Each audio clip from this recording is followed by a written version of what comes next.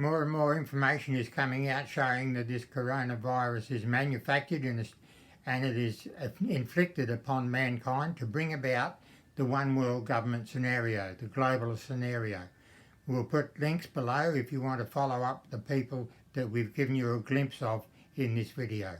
Announced the moratorium on this type of research, and the National Institute of Health allowed it to proceed during a review process which eventually led to the conclusion that the work did not fall under the new restrictions. In other words, they could continue with engineering these deadly pathogens in U.S. biolabs.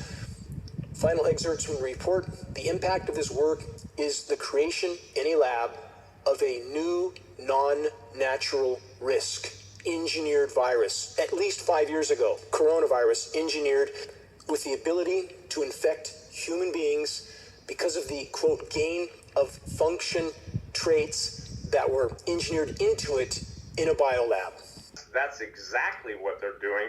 And ladies and gentlemen, they never do anything in a vacuum, but what we're all unaware of, and God bless Celeste Solum, I mean, she was in the DHS, FEMA, etc. She is what's called the document lady. But talk about someone who's disciplined enough to read the fine print, you know, she's done it. So I think, Tom, what people need to understand is we are at this point now in history where we're pre-Antichrist totalitarian, and you said it. The truth has to be absolutely vilified. And you guys, we've talked about this on the program before. Years ago, 20 years ago, 25 years ago, the Lord gave me that formula. In the end times, they will identify, they will vilify, they will nullify, they will destroy. The testing for coronavirus is being exposed to be not specifically for the COVID-19. That's why we're getting cases locally where people seem to come up with a positive test when they've had no contact with anybody that's had the test.